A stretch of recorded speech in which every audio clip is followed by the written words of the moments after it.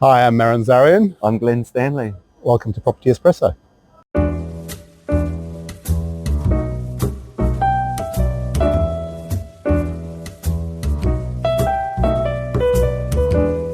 The cash rate announcement. Yeah, was that a surprise to you?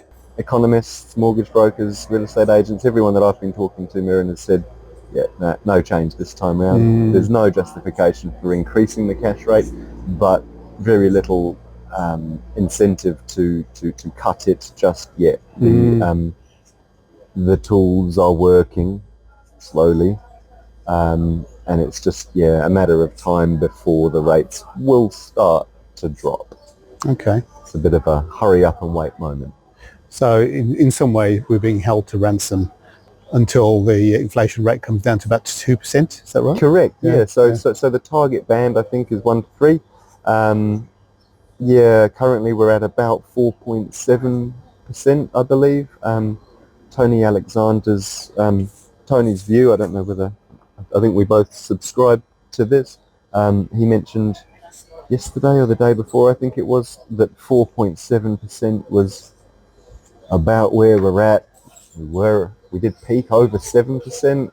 We're now under 6, under 5, tracking in the right direction. But unfortunately, I feel that the real world impact that has to be seen before we get comfort in inflation levels is more people hurting. Daily now I'm getting calls from people coming up to the end of their 2.3% fixed term. Well, they've done well so far. They've done incredibly well, yay, well done, you fixed at the right price for the right time, but here we are in 6, 7, 8% land. Enjoy the stay. Yeah. There's reasons why the banks should reduce their interest rate though, isn't there? We need to remember that banks are not charities. They are a business. They need to make money, albeit quite a lot of money gets made by the banks. They do have their wholesale costs. They need to make a margin. And they need to allow for, risky loans, bad loans that they lose money on ultimately. One thing that I've been watching over the last few days in the lead up perhaps to the Reserve Bank announcement today is wholesale swap rates. So just explain what that is. So wholesale swap rates are I guess what we call interbank swaps. If you were to open a term deposit with XYZ Bank, they are within their rights to lend that money out to somebody else, but there's not really going to ever be enough money held in term deposits or savings accounts and things like that to fund every loan that goes out the door. And therefore, banks need to find access to money via other means, interbank swaps. So international agreements between major players, head banks, they'll agree to pay X% per annum, just like you or I do with our bank. ABC Bank will borrow from XYZ Bank and agree to pay a rate of whatever it may be for anywhere from 90 days up to 10 years in some cases. Over the last couple of weeks, we've seen swap rates climb, which is a worry. Although, generally speaking, we tend to find more correlation with interbank swaps, or that 90-day swap rate and long-term swap rates, and the long-term fixed interest rates. The cash rate, which is what was reviewed, albeit with no change today, generally impacts the short-term fixed and floating rates more so than those longer-term. And right now, no one's really looking at long-term because we think that the shorter-term rates will continue to come down. They are. I mean, as recently as Monday, I think it was ASB cut their rate in response to Westpac cutting theirs last week, not dissimilar to what we saw 6 weeks ago.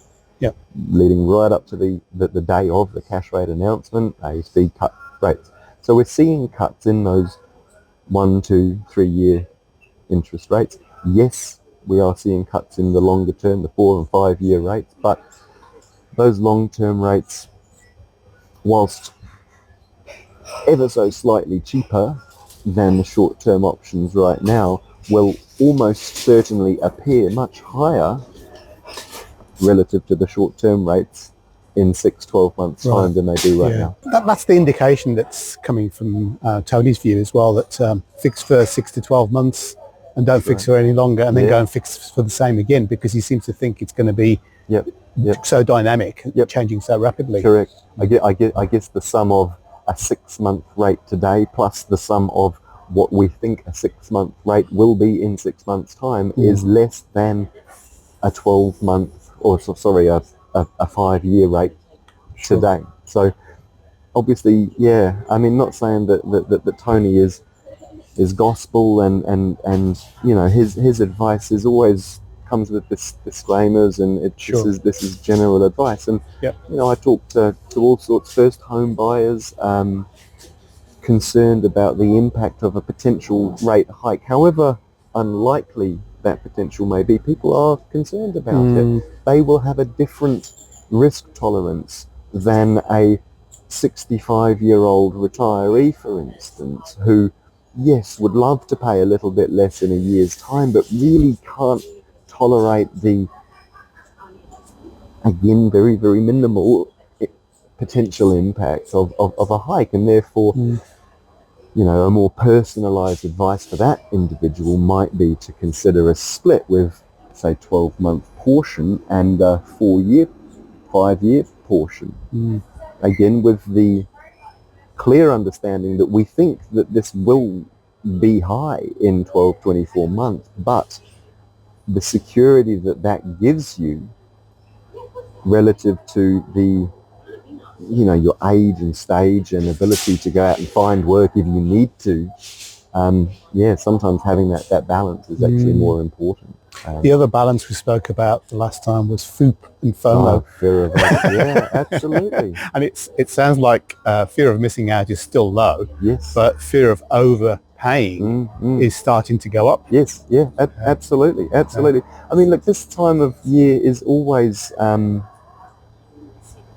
transition. We're getting into earlier nights, colder mornings, you know, weekends won't be spent at the beach, and the market contracts. It always does.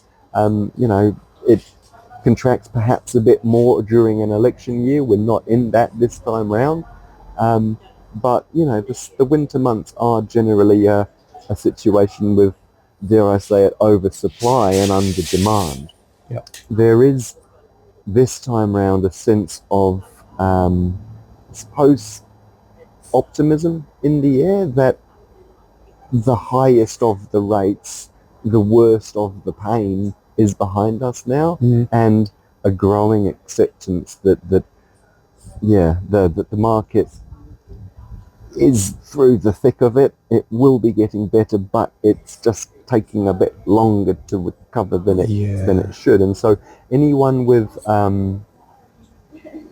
broader, you know, wider tolerance to shocks should be taking action now. I dare say that by the time, and I've said it before, I'll say it again, by the time interest rates do start coming down, I mean, had Adrian Orr in the Reserve Bank today said, yep, we're going to cut the rates, we'd be having a very different conversation. In fact, we possibly would have postponed today's meeting because my phone wouldn't stop ringing.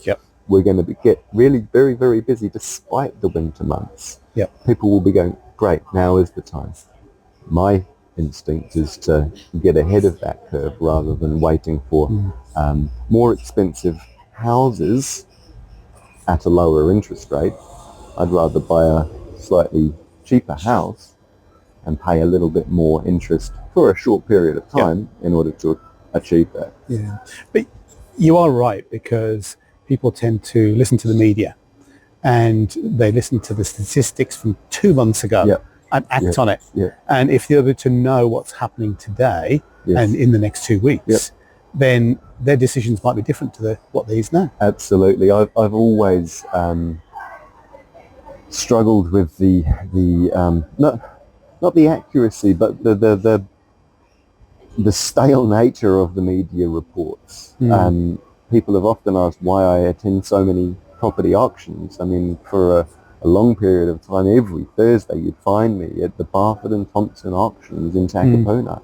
And the question was why. I mean, initially I would go to support my clients, my buyers looking to buy or vendors looking to sell, but then it became a great taste of the market pulse. We're going, this is what is actually happening.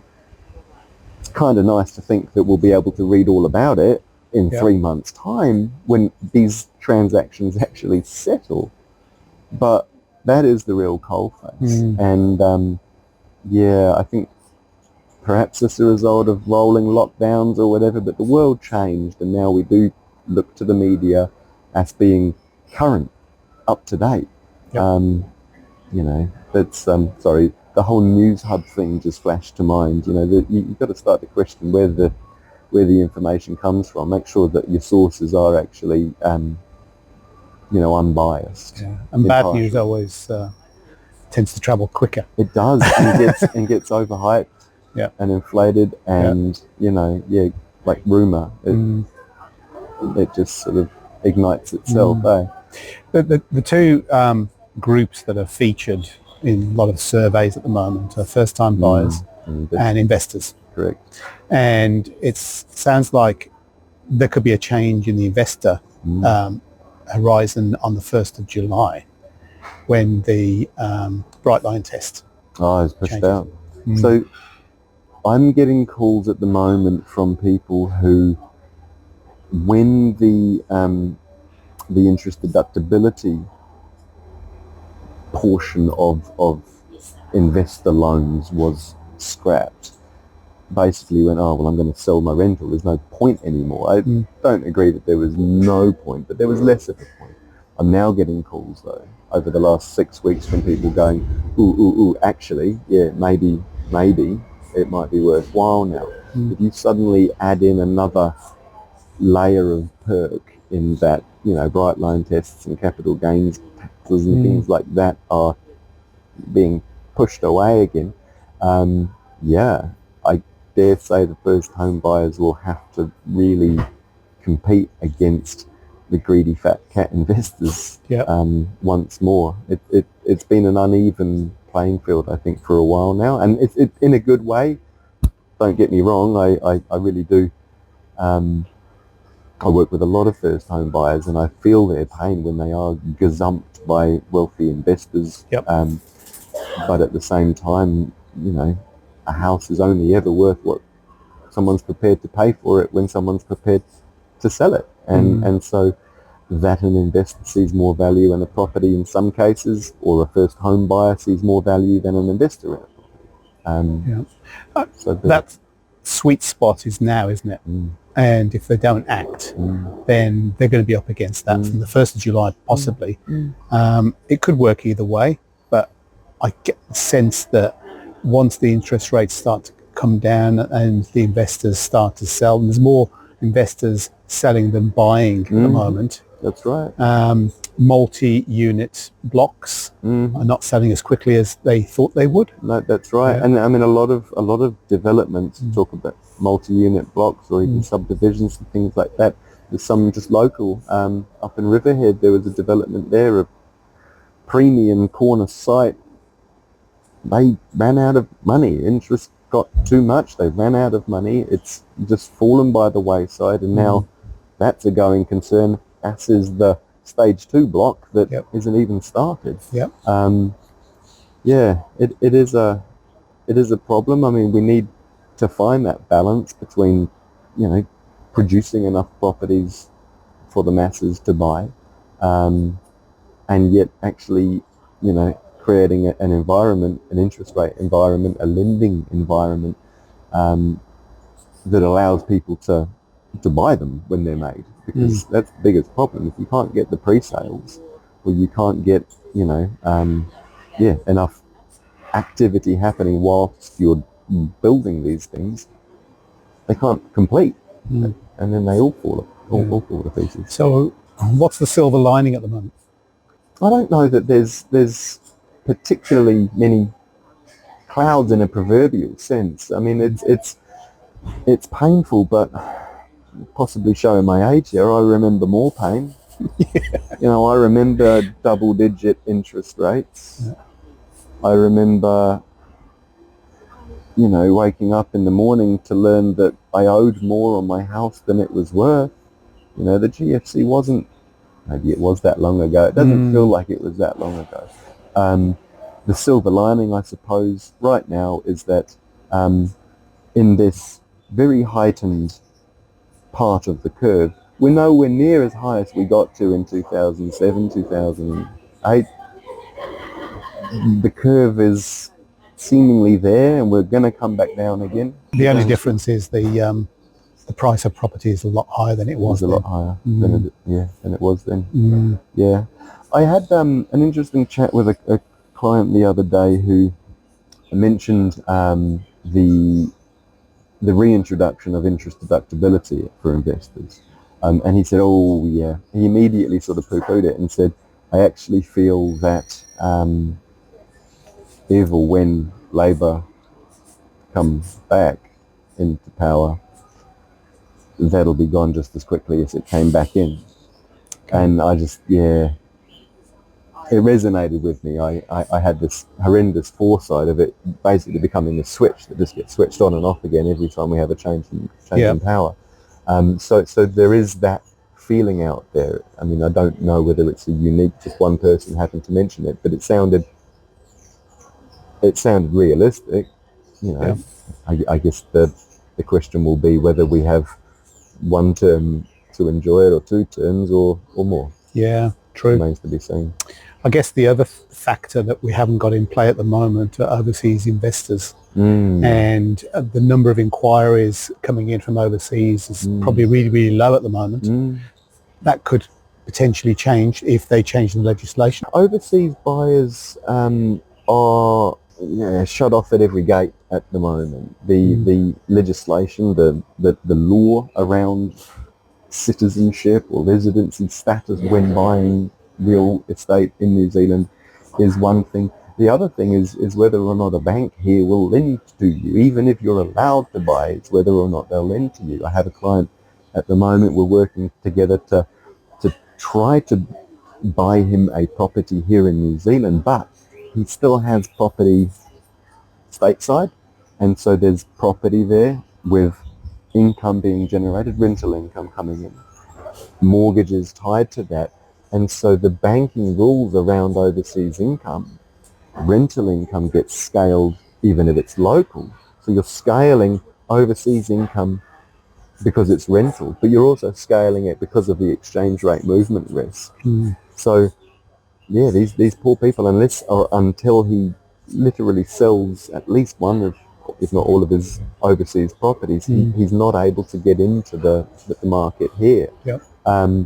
Will a change in legislation benefit him? I don't think it would. I think his case is more of a lending policy than a government legislation preventing him from being able to. But yeah, I think that those changes that go back a while now, they're more ingrained than perhaps the bright line test or interest deductibility rules seem to be. I think that will have a far more broader political impact on national standing in the polls and whatnot than this interest deductibility. Well, I know certainly the median price for property in Auckland and on the North Shore is almost back on track to what it should have been on the trend line. We did see that big peak in 2021, and it was an anomaly. It shouldn't have happened. But if that hadn't happened, the trend line would almost be where it is now. Well, that's positive, isn't it? I mean, one wonders where it would be if that 2021 thing hadn't happened. I mean, it was very much a fake economy at the time. We were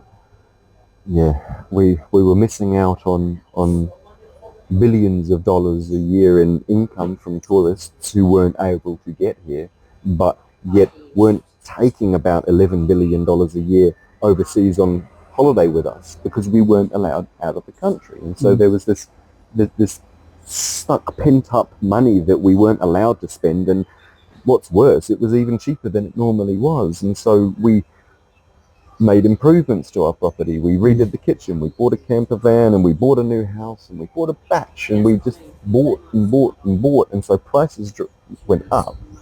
And that is the anomaly that we're talking about. That was 2021, and then reality struck.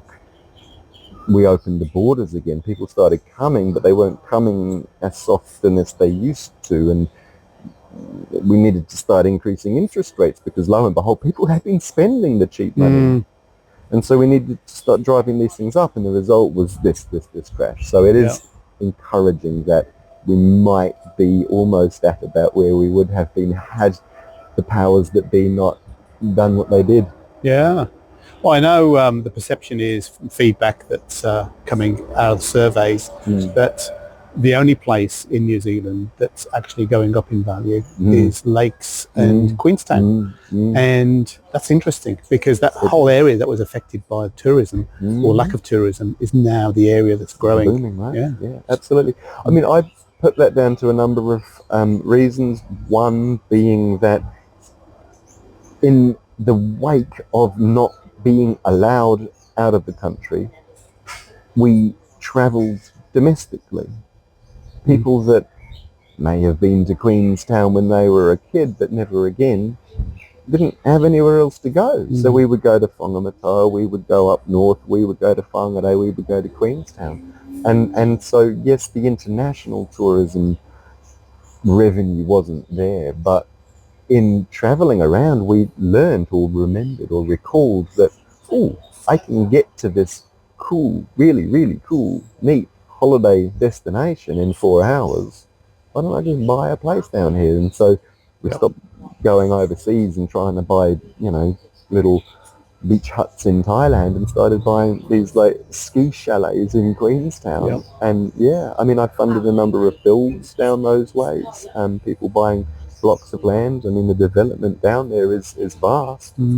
Whether or not the infrastructure is capable of supporting all the people, I don't know. It seems to be that it's money in the country and not overseas money that's actually buying those properties. Yeah, absolutely. I mean, and I guess that was always going to be the result of saying, no, you're not allowed to sell this to someone that wasn't. The reality is that there's more coming on the market than is actually selling. And so even though during March time, when you do get very buoyant list and sell in the same market activity, there's still more coming in that actually is moving on. Correct. The days on the market is getting higher. Inching up. I mean, I guess, it's a double-edged sword, right? The buyers out there are waiting for some real tangible news, whether it be from the media or reputable sources such as you and I, that, we're through the worst of it. Rates are coming down, affordability will improve. You've got that in there, so people are hesitant to buy, but you combine that with people who are under duress to sell. I mean, let's be quite clear. If you've been paying 2.4% on your $600,000 mortgage for 3 years, 4 years, you're quite accustomed to that. And if we're still, that mortgage is currently on interest-only repayments and is about to switch to principal and interest, many loans I see are doubling in cost, trebling in cost. We don't have, I don't believe anyone has that sort of disposable income lying around, and so changes need to be made. What worries me is, are people aware of that early enough and taking the relevant steps to ready their property for sale, list it, or are they waiting for it to happen before then listing? And you're going to have some fire sales. I dare say that, I can tell you that as of last week, mortgage or stressed loans, so stressed loans, i.e. those that are in arrears or are barely buoyant, they're just ticking over, but possibly dipping into arrears and then getting out of it. Those are increasing. I think they make up something like 2.5% of New Zealand mortgages at the moment. And I mean, again, I can remember during the GFC when about a third of the New Zealand property press was full of black and white mortgagee sale listings. These days it's much less than that, but it will be getting worse. And it's, again, the double-edged sword. If you don't have buyers because they're waiting for clear skies, but yet you need to sell, I can assure you that the worst possible time to sell anything is when you have to. So 6 weeks' time, the next OCR announcement, what's your pick? Oh, here and now. One factor that isn't getting enough limelight at the moment is employment, unemployment statistics, the relevancy of the data that is out there. Prior to the last cash rate announcement, I had encountered 4 of my clients who had whose jobs had been disestablished, so they'd been made redundant this year. Now that count is up to 7, and I consider my position to be very much in the limelight, at the coalface. I think that those numbers, as far as the statistics are concerned, I don't think that they are out there. I think that people are losing their jobs, and yet we're not reading about it yet. Yep. And I would like to think that their voices get heard a little bit more loudly before the next cash rate announcement in May. And I dare say that if we start paying attention to the business sentiment, business confidence, employment and unemployment numbers, we might start to see more sign of rates coming down. Again, I think that in 6 weeks' time we'll either be holding one last time, hopefully, or maybe, just maybe see a 0.25% cut in the cash rate. Okay. It's not. Thank you for being so honest. It's not going to be an overnight yet. Suddenly we're back to 2%. Way you go again. Yeah. Get back to the party. Yeah. Yeah. It's any improvement's going to be very, very slow and steady because of what I mentioned earlier. If they cut the cash rates, there's going to be a flurry of activity as a result. That's going to drive prices up. That's going to get people back into their caravans and holidays to Queenstown, and that's the opposite of what needs to happen. So I think I'm probably 70-30 right now, leaning toward no change even in 6 weeks' time. All right, we'll wait and see. Wait and see. Okay, thank you, Glenn. Thank you for the opportunity. It's always a pleasure.